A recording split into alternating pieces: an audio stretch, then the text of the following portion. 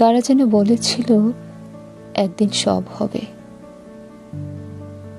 দেখতে দেখতে সব দিন ফুরিয়ে গেল,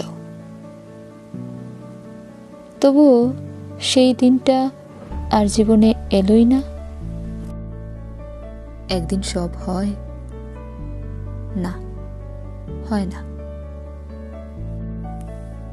মানুষের জীবনে সুদিন বলতে কিছু নেই।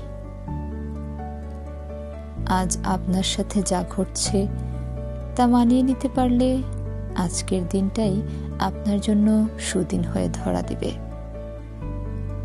মানুষের আজ যা নেই তা একটা সময় পেয়ে যাবে, এমন ধারণা নিয়ে দিন গুনে গুনে বৃদ্ধ হওয়া মস্তিষ্কটা একটা সময় গিয়ে বুঝতে পারে সেই শূন্যতা তার এখনো আছে।